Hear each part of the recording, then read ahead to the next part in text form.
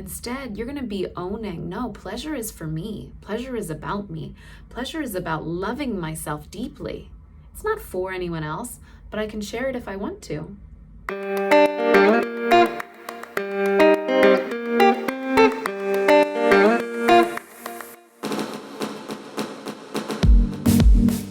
Hello, you sexy and gorgeous creature. Welcome to Practice Intimacy.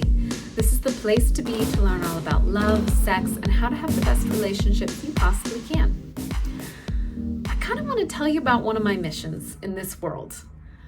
I would say my main mission on this planet, at least right now, who knows, it could change, is to help as many people as I can experience their full, infinite value and worth. And one of the ways that I love helping people do this is by experiencing sexuality differently. So it is possible to use sexuality as an affirmation that really helps you really feel how incredible you are, how worthy you are of being on this planet, experiencing pleasure and joy and bliss. And there aren't too many things that can help us do that. Relationship can, which is why I focus so much on relationship. I tend to stick with a little bit more romantic relationship because that's just the realm I like talking about. It's one of the places where we have the most struggle in our lives. And so I love sticking with romantic relationship, but even relationships with your best friends, with your children, with your coworkers, all of these different spaces could give you a felt sense of value that will transform the way you experience yourself and the life that you lead. But sex, it's this special little pocket of altered state that you can get to that can be both deeply physically exciting and emotionally so rich that it could even become like a spiritual experience for some people. And so I love talking about sex. And what I want to communicate today is the main reason why I love educating people around sexuality. And there's two big reasons. One has to do more with reclamation of pleasure and what that's going to do for us in a justice sort of way. And then the other has to do with safety. Let's start with the safety first, because I think it's important to name safety things first, almost always. If we, as a global community, could come into relationship with sexuality in a way that was deeply intimate and pleasure-centered, we would probably have far fewer problems with consent issues, with sexual violence, with sexual shame and blame that causes couples to break up, even if they are a wonderful couple together. And so I actually think that it is not only a wonderful, joy-filled experience to work on your sex life, it can actually help protect other people if you choose to work on the way that you are sexual and valuing yourself sexually and valuing your pleasure as well as the pleasure of others. Because sex is one of the biggest ways that human beings hurt each other. And it usually has something to do with either a lack of empathy or a selfishness that predates on shame and a lack of self-worth. And so if we used intimacy practices that included really experiencing your full sexual power, I think it would make a big difference in this world to stop pain and violence, which is a pretty wonderful goal. I'm in on it. The other reason why I love talking about sexuality and really want to help every single person on this planet experience sexual, or in some cases sensual, because not everyone is sexual. Asexual folks are not interested in being sexual, but they are still sensual. And if you can come into a space where you're really owning the potential pleasure and bliss that is possible in being sexual in this world, then you're actually reclaiming something that has been lost to people for a very long time. Here's why. We live in a patriarchal world. Not every single culture is patriarchal. There are some subcultures. I say sub, I mean smaller, not actually subcultures. The majority of the planet is patriarchal. There are some tribal cultures, small communities around the world that are either very equal or matriarchal. But they are not the rule, they are an exception. So for those of us who grew up in patriarchal cultures, especially since the majority of cultures have now been touched by puritanical thinking with the spread of Christianity and the colonization of other communities who maybe had more ecstatic, loving, sacred practices around sexuality, most of them have now been touched by puritanical culture, which says sex is bad and shameful and you should not do it. And so what has happened is, for both men and women and people of all other gender expressions, we are cut off from a part of our being that could be deeply nourishing to our bodies and minds. When you're sexual, you actually have a higher correlation to well-being. So better felt sense of connection to your body, better felt sense of connection to the people around you. You actually have physiological changes where, like, you're less likely to have heart attacks whenever you masturbate more, things like this.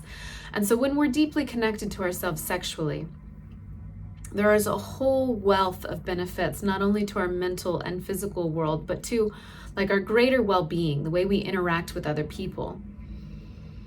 And then the other piece that is really important to name is when you are able to be with your pleasure, you are affirming that you are worthy of feeling good in this world. And we get so many messages that we're not supposed to feel good. I'm thinking now about the patriarchal paradigm. Women have been oppressed for thousands of years. We have been taught that we are supposed to be available to make another person feel good. That our role in this lifetime is to be an object for another person's sense of safety and pleasure in this life. And so I want to help every woman or femme-leaning, non-binary person reclaim their pleasure, just so you are actively embodying the reality that you are not here for anyone else. You are here for you and whoever you choose to take care of. And that's it. And so sex is one realm where you can do that. Think of how many messages women and girls get in this lifetime that our sexuality is meant to exist for another person, that's actually for men and not for us. Whereas if you have a pleasure practice and a deep connection to your sensuality and sexuality, you're not going to think that way. Instead, you're going to be owning, no, pleasure is for me. Pleasure is about me. Pleasure is about loving myself deeply. It's not for anyone else, but I can share it if I want to. Oh my God, can you imagine that world? What that would be like? I'm just thinking about the ripple effect it would have on young girls. Young girls who are often looking to be loved, and so they give of themselves sexually, hoping that that's going to get them the love they want, and then it doesn't, and they're confused, what's wrong with me? Rather than this entirely different way of being. I love myself. I know I matter. I have so much value that can never change. It is infinite. And then I get to choose who I love and be sexual with from that space, because I want to love myself. I want to own my pleasure and experience pleasure because I'm worth it. Imagine teaching all of the children in the world that message. Unfortunately, young boys and men, they got different messages. They were on the other side of this, where they learned that women's sexuality was for them. And that's created its own problems. So when I think about what happens to men and boys around this, they end up coming to a space where they do not feel worthy unless the woman is displaying pleasure. Like, my ego is dependent on whether or not you experience pleasure. And so many guys struggle because of performance anxieties and I'm not good enough if my partner is not displaying a certain reaction, which is bad for her too, because then she's unconsciously taught to pretend pleasure rather than actually being in it.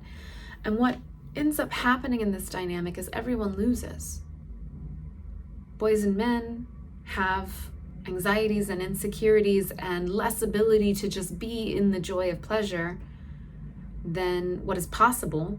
And then girls and women tend to feel like I have to perform, I have to do this in order to keep a partner, rather than just experiencing my body and the possible electric energy that can move through me in an altered state of sex. It limits all of us. I'm saying men and women right now because those two groups take in different messages. If you're a non-binary person or a trans person, you have entirely different messages. You have probably taken in the social norms of the binary culture, and then you also have the beautiful exploration that's more authentic to you that some people miss if they're in the binary structure. But it all gets mixed together internally in a really individual, different way. It's a little bit more general in the binary groups. It's not the same. It's as individual for every single human, regardless of gender. Every single person is so unique, so the way these will show up is different. But there's a little bit more room to generalize in the binary structures. So that's just an aside. Is there anything else I want to say about this? It's an invitation. I invite you to really start paying attention to the way that you're orienting to your pleasure. Do you deeply honor your body's needs so that you can experience pleasure? Do you trust that if you follow your pleasure, you are more likely to experience the love and joy that you want in this lifetime? Or do you pretend that you're experiencing pleasure to try and get something? I think that's it for now. This video got a little long too. For some reason, I've been doing longer ones recently. Who knows? Okay, I hope you enjoyed this. Please leave me comments. I'd love to hear your thoughts as you're watching this and thinking about your own pleasure experience and the way you orient to your pleasure. And then remember to like this video, subscribe to my channel, and I will see you next time. Bye for now.